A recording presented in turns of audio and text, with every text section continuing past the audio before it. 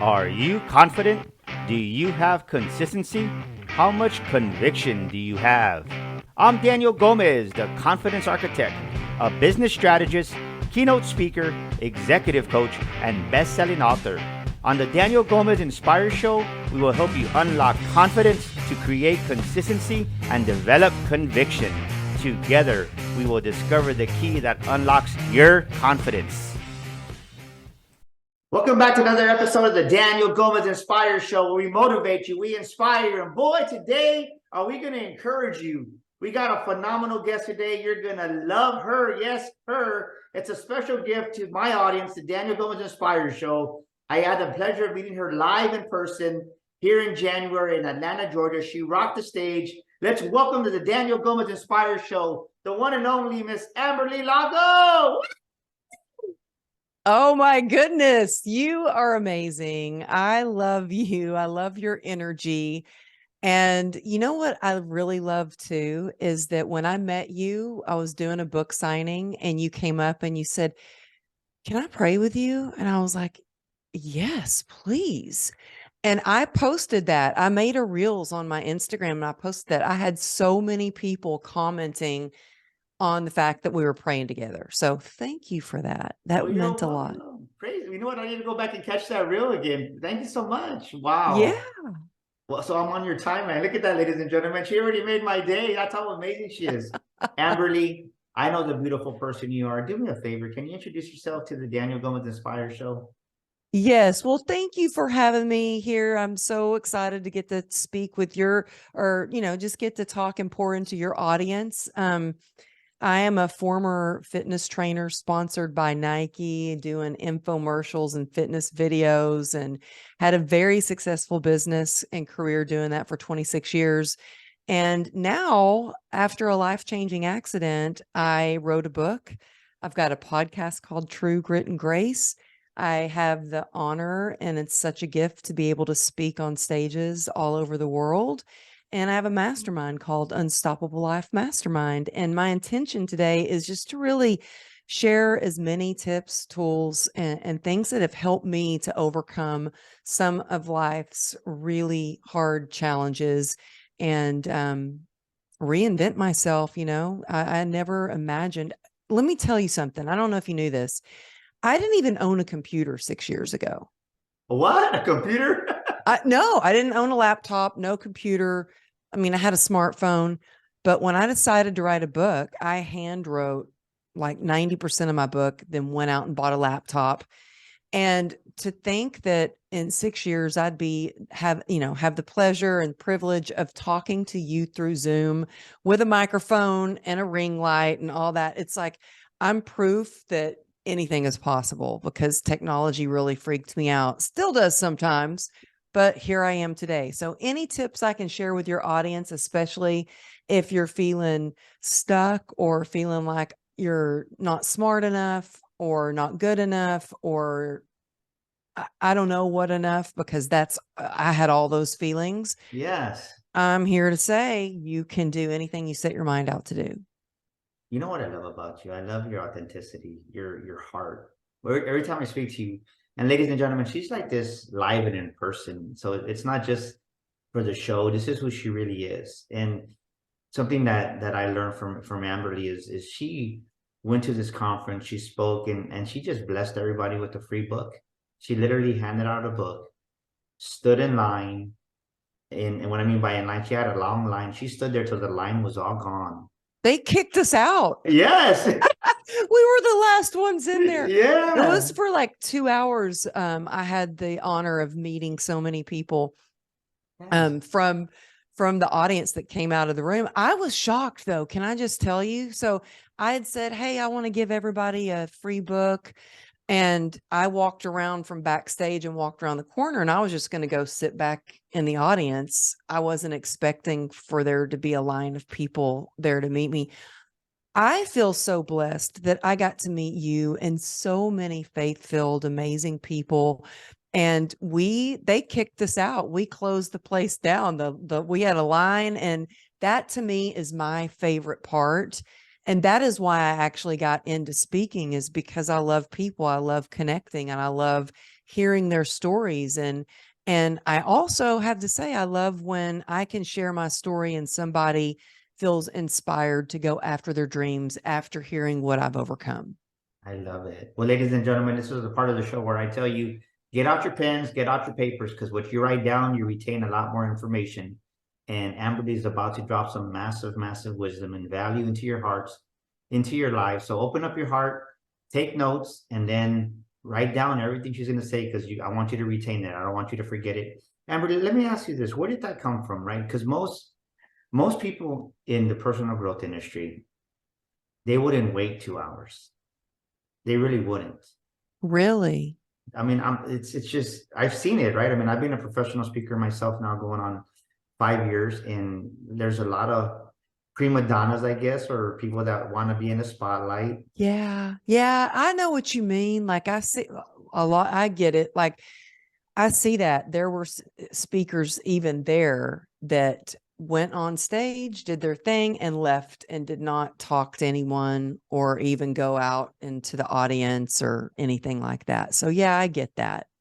What But you what know what? what? I think we all really just want to be seen, heard, and understood. And I think it comes for me from a place where there was a time in my life where I was in so much pain and physically, emotionally, spiritually, I was kind of lost. I was in a really dark place and I was, trying to pretend like I was okay, but on the inside, I felt like I was dying and I felt like no one would understand or the pain that I was going through. And so I really built a wall up around me and I really isolated. And I think that sometimes pain has a way of doing that. We isolate ourselves or we try to numb it out, like by eating too much or shopping too much or drinking too much. That's what I did anyway. And once I was like, something's got to change, um, I knew that connection was the opposite of addiction. I got sober in 2016. The pain, the physical pain that I had, I turned to alcohol to try to numb out, which led me to becoming an alcoholic.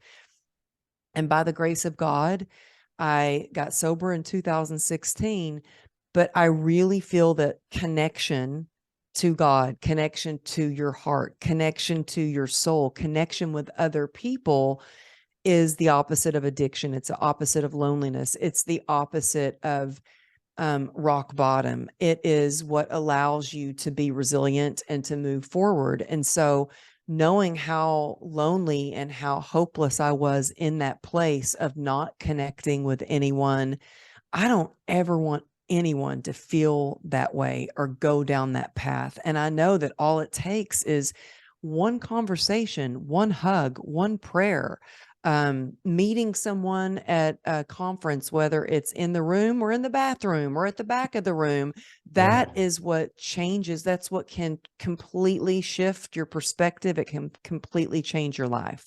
So let me ask you this: someone right now is listening to this, or they're watching it on YouTube, or wherever they may listen to it. They're stuck in that dark place. What did you do? Right? You were in pain. You're being honest. You're being transparent. You had led your life to be dependent on alcohol and just to deal with the pain, right? Physical pain because of your injury.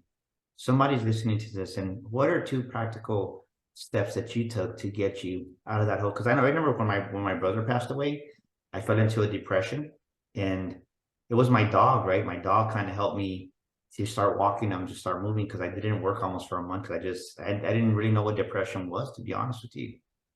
And what was it for you? What are two steps that someone can take to start getting themselves out of that dark place? Maybe they feel hopeless. Maybe they're right. Maybe it's for them, it's not alcohol. Maybe they're just shopping or eating and they wake up and the worst thing, they feel worse because now they see the bag of chips on the table. And on the outside or on Instagram, they got all the perfect pictures. But one thing I've realized is this is what you see on the front is not what you see in the back. Because I've seen so many people in these events we go to and they're so unhappy, or you hear the conversations they're having. I'm like, man, I know that guy. Like, that's not what he portrays on social media.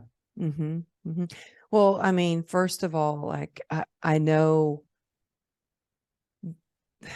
yesterday was my first day back to work. My dad passed away last week.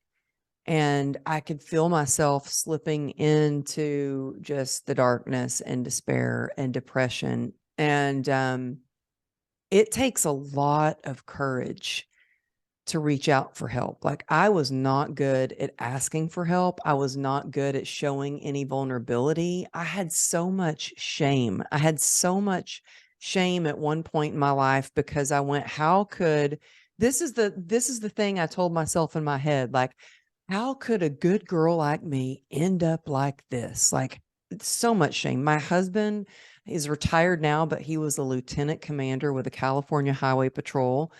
And here I was sneaking drinking. I was miserable. I hated the way I looked. I hated myself. And the first thing that really helped was I had to take radical acceptance for where I was. And that Mm, meant taking a good hard look at my life. And then I got on my knees and I prayed, and I really feel like it was the grace of God that gave me some of the courage to ask for help. But man, was it scary to ask for help. And so I asked a former client of mine who I knew she was sober, and I thought, well, I'm just going to ask her how she got sober and if she can help me. And I reached out and I asked her, and she goes, yep, you know what? I have got some meetings I'm going to take you to. And then I didn't hear from her again. And a week went by, and I thought, I'm going to die. Like, I'm really going to die if I don't get help right now. And so I Googled 12-step recovery programs, and I found a place that was when my daughter was at school and my husband was at work. And I went from sneaking my drinking to sneaking going to a recovery meeting. And it took every ounce of courage to walk in that room. But when I got in there, I remember sitting in the back of the room in the corner, and I was sitting in between a nun and a cowgirl. And I thought, well, my goodness, if a nun can have a problem with alcohol, well, then so can I. And I heard what these women were sharing. And it was basically like they felt the same as me, and they had recovered and they had gotten through it. And then I heard hope, and I thought, I am in the right spot. And I heard God, and I could see God in the eyes of these women. And mm, I just kept going back. And so my point of sharing that is, sometimes you might reach out to somebody and they might not be able to help you in that moment. It's not because they don't care. Maybe they're busy. Maybe they've got a lot on their plate. So it's really important to go help yourself. Do what you have to do. Be willing to do whatever it takes to get the help. And also, I feel like what gave me the strength was not just getting on my knees and praying, but I really thought about my daughters. Like, I love that you had your dog and your dog was there, and you were like, well, I've got to take my dog out for a walk. And I think that movement moves your mood. This past week, mourning the loss of my dad has been hard. I mean, super hard. I think for 2 days, I didn't stop crying. And yesterday, or the day before yesterday, I went to the gym because I was like, I've got to move my body because it's going to move my mood. And I literally sat in the parking lot for a while, and I've learned to talk to myself instead of listen to myself, because if I listen to myself, I'm like, I'm too tired. I can't move. I'm depressed. I hurt too yeah, bad. I can't do it. If I talk to myself, I'm like, you got this. Go in there, do what you can, move your body because it's going to make you feel better. It's going to really reduce your pain because it's going to release endorphins, which combat pain. And so, day before yesterday, I went in and I barely did anything, but I still had smart feet, meaning that I still had attempted to do the best that I could. And that was all that I could do. Today, I have such a long list, a to-do list of things just from missing so much work from, yeah. 2 weeks ago, my husband had unexpected surgeries, two unexpected surgeries. So I missed work last week, and that was scary. It's the worst thing to wait to have a doctor say, well, what was supposed to be an hour surgery turned into 4 hours. We've had complications. The following week, my father died. Now I'm like, I have the tools to get through those dark moments, even if it's hard. And I'm not saying it's easy to do, but I'm saying it's possible by being in acceptance, by asking Yeah. for help, by not isolating yourself, by reaching out, by talking to other people and seeing how you can be of service. Because it takes your mind off of the pain that you're in, and then by moving your body. But first, Yeah. being willing to do what it takes to get through those moments. And I think the thing that's helped me the most is community. Look, I have Oh, this mastermind of women, and I prayed to have this mastermind with faith-filled, passionate women that are ready to make an impact in the world. And Daniel, oh my gosh, these women have helped me. I wasn't yes. expecting to get all this help from and support and love. I've been sent food. I've been sent flowers. I just got a box Mhm. of flowers today. They have called me. These women have not just prayed for me and said they were going to pray for me. They actually have prayed for me. They actually leave me voice memos praying for me. And Oh, so I I think do that that a lot. oh, it's been amazing. And so I think that knowing that you don't have to do it alone, reach out for help. That is the biggest advice. If you can take anything away from this conversation that we're having today, is knowing that you don't have to do it alone. Reach out for help, whether that is to Daniel or to me or a support group. Make sure it's the right support group. I've been Yeah. kicked out of a lot of Yeah. support groups. That's Let me that's tell you. that's huge. So, ladies Yeah. and gentlemen, listen to what Amber is saying. Maybe you haven't accepted the fact that you do need help. Mhm. And it's ironic we're talking about this because I had a session today, and one thing that I went through is I reflected back on my dad. I just memories of my dad. My dad just came up with the part of the coaching was the family tree, and I cried earlier. So first of all, my condolences and our condolences from the show to you and your for your family, for your father, the loss of your father, because it's not easy. But when I took It's them, not, but you know yeah, what? Being but able I to want to, connect. I want to say this is when I took the time to slow down and really look back at my dad's relationship with me. I had so much anger towards my dad when I was younger, but I Mhm. really reflected back and I said, man, I realized my dad was more there for me than what I realized. And I He say was that what? More what? he was there more for me than I realized. Wow. He was like, and we have this picture where we focus on the negative and we think the negative is so huge and it's not. And I was like, my dad was there for me more than I realized. And I remembered he gave me the last money he had in his pocket because right, we were poor when I was little. But I share that because when you radically accept it and you stop, like Amberly's saying, what are you not focusing on that's good in your life right now, ladies and gentlemen? Write that down. What are you not focusing on that's good in your life, ladies and gentlemen? I always thought my dad was just mad at him. I was mad at him for certain things he did to my mom. But this today for me was a breakthrough. I said, man, my dad was there, but you have to reflect, like Amberly's saying. And then second, like she says, don't stop moving. Maybe it's just going for a walk. Maybe it's just I love what you said, Amberly, right? Your mood is determined by your movement, right? If you move, how did you say that a little while ago?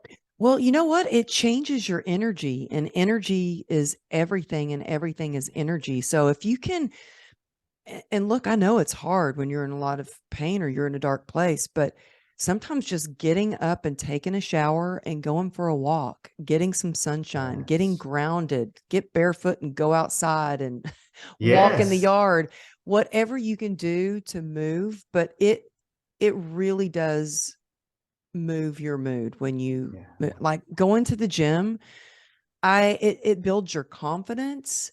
It really boosts those endorphins, those feel good, chemicals in your body. It's like my natural drug of choice because because Mine I can too. I can Yes. feel the difference. Yeah. Um So let me ask you this. So why do so many people just isolate themselves? I think that's one thing that I see right now is because you touched on that. You said don't isolate yourself. Because I really feel people listening to this, especially this time right now, because all you hear is negative BS all over the news and just people talking about recession. And we're starting to isolate ourselves and not reach out for help. What causes that and how do we overcome that? because that's huge. And not so many people, they have the myth, right? This was me when I was younger. You believe the lie that you can do it by yourself and you can't. And the next thing you know, like you said, your community helped you so much, but so many people isolate themselves and then they get too far deep in the hole. And unfortunately, many commit suicide. Oh, I understand that because at my darkest point, I did not want to live anymore, but I was too afraid to die. And I just thought there's got to be something better than this. And I think for me, I had to ask myself that question. Why was I so afraid to ask for help? And I really went back to, when I was really little, I was sexually abused by my stepfather. And by the time starting at age 8, by the time I was 13, I was like, I need help. And I went to my dad and I told him what was happening. And I said, but please promise you won't tell anyone, because he told me if I tell anyone, he would kill mom. And I believed him. And my dad didn't do anything, and he didn't help me, and he didn't tell anyone. And I eventually fought my stepdad off, and he never laid a hand on me again. But in that moment, I thought, wow, I'm not worthy of helping. I'm a burden. I'm not worthy of even protecting. If I ask for help, I'm not going to get it. These were the stories that I told myself. And I thought, Wow. if I want anything done, if I want to be saved, if I want to be safe, it's up to me to do it. And that served me well in that moment. And I overcame a lot. And even after my motorcycle accident, I knew if I wanted to walk again, it was up to me every day to get up with grit and walk and learn to walk one step at a time. But I think that I all grit with no connection led me to hitting a wall. And if you're an entrepreneur, it can lead to burnout. It can lead to you just not wanting to do your job anymore. I mean, I've been there too. I've faced burnout before too. And so I really feel like, a lot of people don't want to ask for help because, and I can't speak for everyone, but it's because I felt like a burden.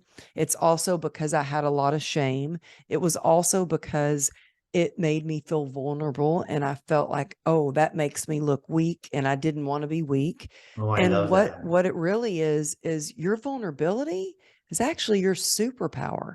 It is what connects you to others. You know, it was when you and I started talking and you started sharing some vulnerable moments with me that I was like, oh, he's my people. Like, we connected on a deeper level. And Yes. so I'm not suggesting that you go out there and you share your biggest, darkest secrets or your biggest, but we are only as sick as our secrets. But I suggest you do what it takes to heal, and you share from a scar and not an open wound. And when you do that, you're going to meet the right people. You're going to meet people Yes. that have the roadmap to get you to the other side. You're going to meet the right people who might be faith-filled to give you the support. But it takes courage for sure. But when you can get an acceptance and just be willing to take one action step, that is when the magic happens. That's when the transformation happens. And now, you know what? I am not afraid to ask for help. I'm not afraid to look stupid. I'm not afraid to let people see how I've messed up over and over again. In fact, that is Because you know what why? Because everybody does it. We all mess up that for some we're all reason. just trying to figure it out. And I think Yeah. that by sharing that, hey, this is the mistake I made and this is how I got through it, that's how you can help people. And that's how you meet the right people. And so it might be Yes. scary at first, but I really think that if you just reach out and ask for help, it changes everything. So, ladies and gentlemen, listen to what Amberly just said. What agreement did you make from childhood? What are you believing that's not true?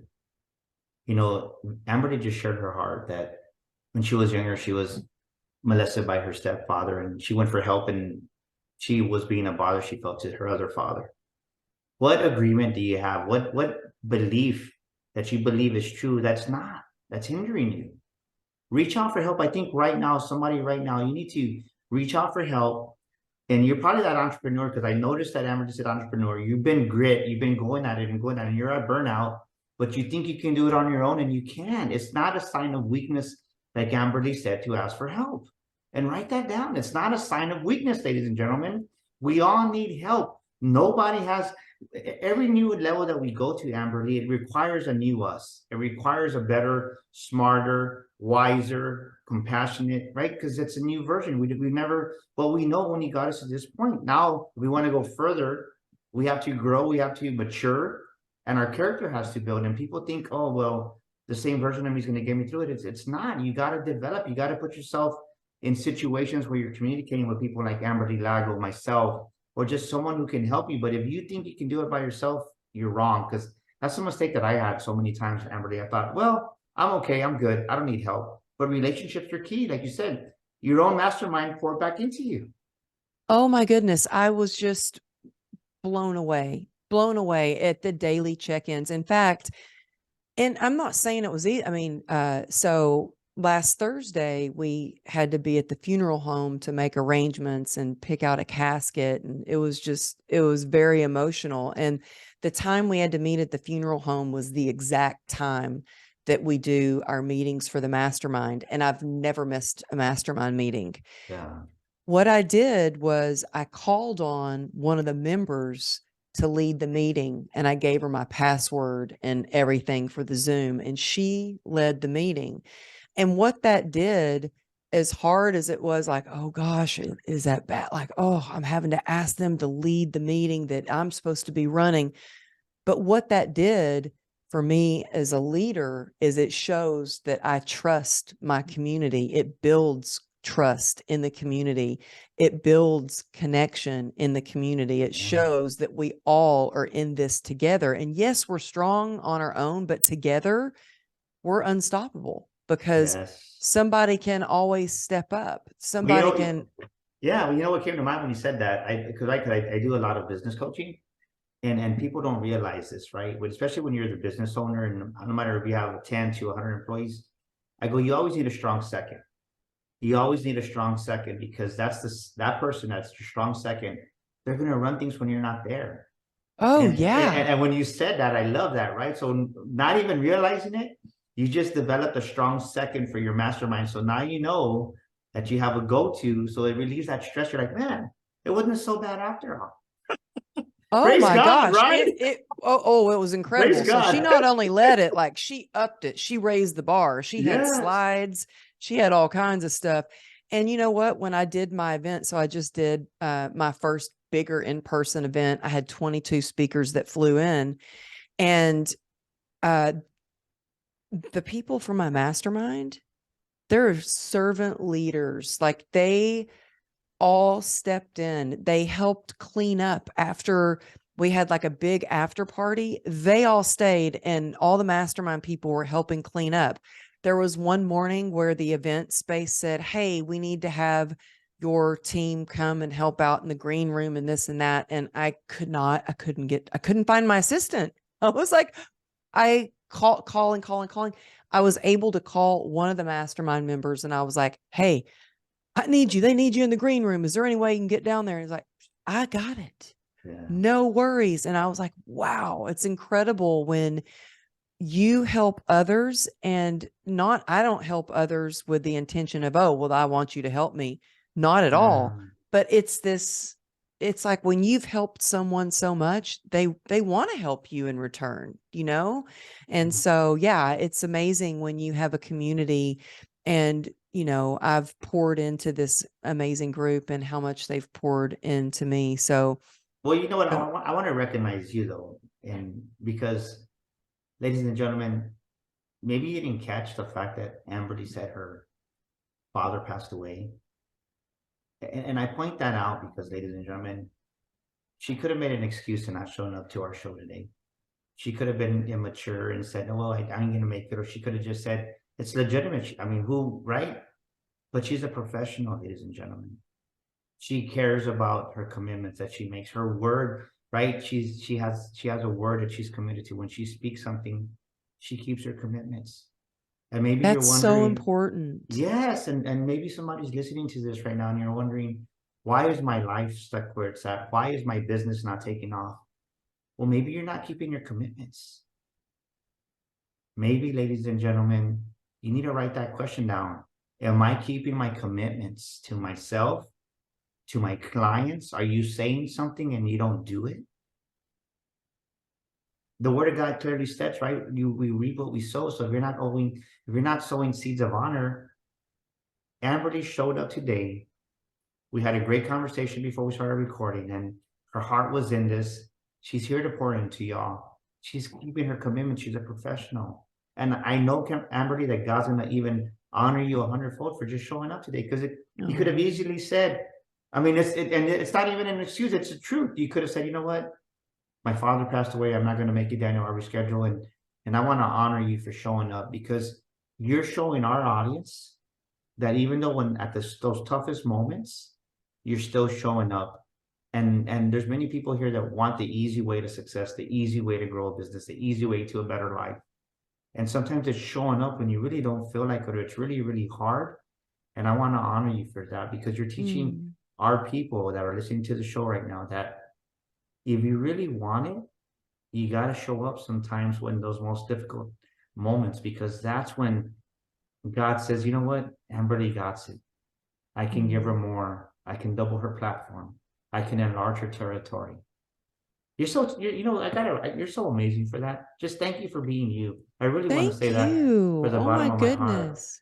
Thank you so much. And I mean, I respect you, and it's so much, and it's such an honor to be a guest on your amazing show. So of course I wanted to show up. And again, it's also because I know that connecting with you, it's like medicine for my soul. It makes me feel good. And you know, I will say to your listeners, who I know love you because of all you pour into them and love your show, if that keeping those commitments can start with something as easy as setting your alarm in the morning and not pushing snooze. And when your alarm goes off, getting up and keeping that commitment, keeping your word, your promise to yourself, that builds your confidence. Doing something as small as, okay, I'm going to commit to I can't do a whole hour at the gym or a workout, but I am going to snack on fitness today. I love snacks. And so I say snack on exercise because I'm like, okay, I can do 5 minutes of some kettlebell swings. I can do a 10-minute walk. Later, I can do, a few push-ups in between a Zoom session, and keeping those promises to yourself. It really does. But you know what, Daniel, to me, integrity it's the most important. Trust is the most important. And that starts with trusting yourself, and trusting yourself that when you say you're going to do something, you do it. When I tell somebody I'm going to do something, your word is everything. Yes. You know, Say that again. your word is everything. I mean, I grew up in Texas where you made deals with a handshake. Yes. Me too. I'm in San Antonio. Yeah. Wow. I love the conversation we're having, and I definitely want to highlight your sign in the back that says true grit and grace. And I was fortunate to get an autographed copy by this beautiful rock star, Amberly Lago. And what I love about the title is the true grit, yes. But for me, my big breakthroughs in my business when we doubled in 2020 and 2021 and had a record breaking last year is I want to hear about the grace part, because the grace part helped us grow when many businesses weren't growing, right? God says, this is what God told me one time in prayer. Are you going to give me the grace and give me right? Are you going to give me the space to move the grace that I need to move in you? Because I wasn't making space for God. So what do you mean? He goes, yeah. You want your business to grow? Yeah. Well, then make the space for my grace. I didn't share this with you, Wow. but when I saw your title, I'm like, there has to be some parallel there, right? Because I feel like we're connected, but I love that. So talk to us, right? For me, the next season of my business that really blew up was God says, give me space for my grace. You will not believe that. Well, you will believe this because I feel like we're so connected. So today, one of my good friends sent me a long voice memo, and her and a business partner. They wanted me to start a business with them. And at first I was like, yeah, that sounds great. And then I was like, I don't know. I've got so much going on and I'm so focused on my own mastermind and this. So I kind of like backpedaled out, and she left me a message, and I felt bad because they had spent like an hour on the phone with me, and I don't want to waste anybody's time. And I don't feel like it was a waste of time. I know that door opened for a reason, but I don't know if the timing's right now.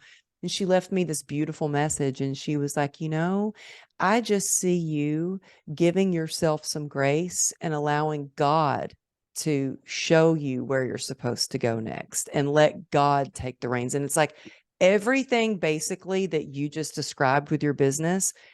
She was like, yeah, take a pause. Like, you deserve to have a pause. And I was Yeah. like, wow. So you're the second person that I'm hearing this message. And you know what this is a beautiful thing. I want the audience to hear this. First of all, ladies and gentlemen, you got to go buy Amberly's book, True Grit and Oh, Grace. Go to Amazon right now. It's a beautiful book. But on the grace aspect of Amberly's book, because we're pretty much in alignment with that, is when you allow the grace of God to come into your business, to come into your life, you no longer chase the opportunities chase you. And somebody needs to hear that, because they're so busy performing, and they bought into that lie, rise and grind, which is a bunch of baloney and Mike, uh-huh. because you kill yourself and burn yourself out. And because I've allowed the grace, our business has been exploded. Even before we got here, I just got a text message, Daniel. I reached out to you to come speak in Hawaii. Are you going to come? Can you make it? And those opportunities chase you down. When before I couldn't even, if I wanted to stumble on one, I couldn't even chase one down. But when you give God the grace to really move in your business, he puts divine thoughts in people's minds. Call Amberly, It call Daniel. happens. And you Yes. know what? I am telling you, there was two different times I've actually said, like when COVID came and all of my speaking events turned to virtual. And, I got into speaking because I love people and I love connecting. And all of a sudden I was just looking at myself talking into the screen. And I was like, I don't really like this too much. Like, Me I'm not, neither. I'm I not don't seeing either. anybody. Like, I just want to see people. And I was like, God, I don't know if I can do this whole speaking virtually thing. It's hard. I don't feel connected. I don't see anybody. I don't know if I can do this.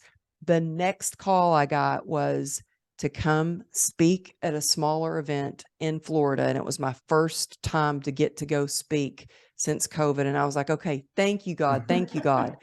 Then the next time, I was like so nervous about this event that I had coming up. And I was like starstruck with some of the speakers, like huge speakers that I was sharing the stage with. And I was like, God, I've just got so much anxiety. And it was because the wrong reasons. I was thinking about me and not thinking about who I could serve. And I had to switch that. But I was like, God, I don't know. This is scary. I'm in fear.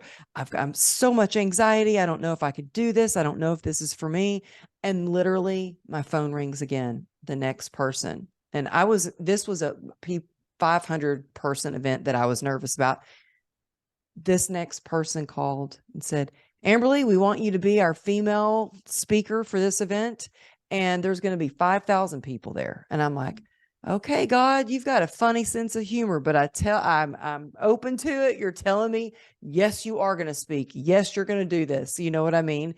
And so I think when we kind of pause and take the time to just listen and be present, we're going to get those God winks. We're going to meet the right people. We're going to, the right opportunities will come along. Everything that is meant for us will come along. But I think that when we bring God into our life, when we reach out and don't forget to fully rely on God. Frog. I Yes. have a little frog necklace that I wear often that reminds me, fully rely on God. I love that. I love that. As we're coming to the end of the show, when they read your book, what's one thing that you want the reader to take away from your book? I would say that probably one of the last chapters is what people screenshot a lot, because, and you know what? It's something that the book had already come back from the editor, and I added this last chapter in and didn't even have it edited or anything, and just sent it to the publisher. I was like, here you go, it's done. But that, you know what, we are not a victim of our circumstances, that even if things have happened that have really even narrowed our possibilities, that there's such power in our human spirit, and we can go after anything that our heart desires, that we can dream big, that we can accomplish anything that we set our mind out to. And so I think that everything that we have ever wanted, we have the ability to go after that it's within us, that resilience is within us, and it's up to us to tap into that. And I think that it's with grit and by the grace of God, plus connection, that allows us to go after our big dreams and our big goals.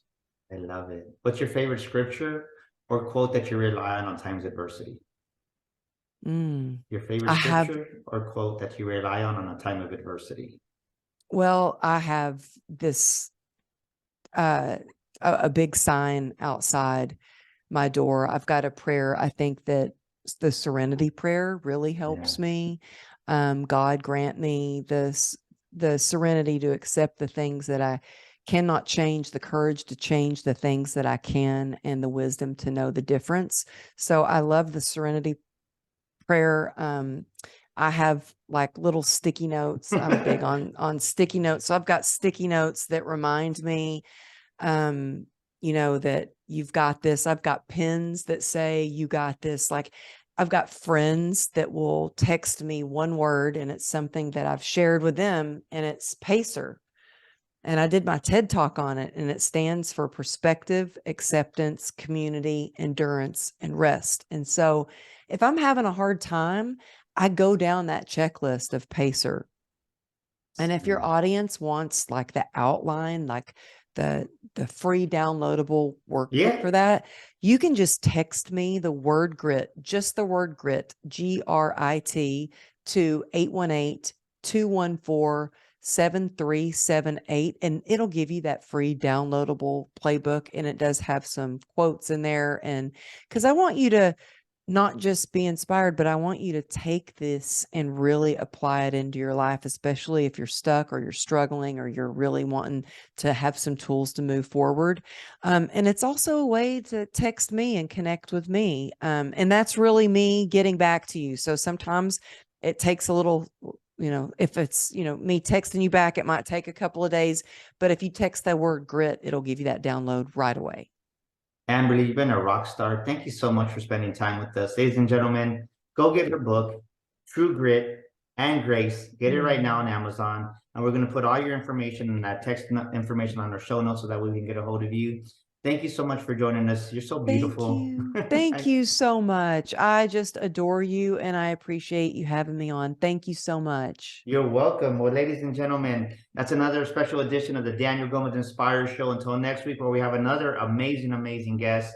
We just thank Amberly for being a super rock star today. And don't forget, May 26th and 27th here in San Antonio, Texas, we got Dr. Rob Kelly, the one and only Brian Covey, and yours truly, Daniel Gomez Inspires, here for our Makings of a Millionaire Mind Bootcamp. Yes, based on our book, The Makings of a Millionaire Mind. Go get your copy right now on Amazon. And you want to be in San Antonio for our live 2-day bootcamp that's going to change your life. It's going to grow your self-image, and you're going to value yourself more than you ever realized. Remember, if God is for you, who can be against you? Until next week, we have another epic episode here of the Daniel Gomez Inspires Show. Thank you, everybody. This is Daniel Gomez, and thank you so much for tuning into our show today. We'd love your feedback. Please drop us a comment, and thank you for leaving us a review. Don't forget to subscribe to our show and share this episode with a friend. And my free gift for listening to our show today is a copy of my best-selling book, You Were Born to Fly. To get your free copy, go to DanielGomezInspires.com and get your copy today. That's DanielGomezInspires.com. And to elevate your life and business even more, follow me on social media at Daniel Gomez Inspires on Facebook, Instagram, Twitter, and YouTube. Together, we will discover the key that unlocks your confidence.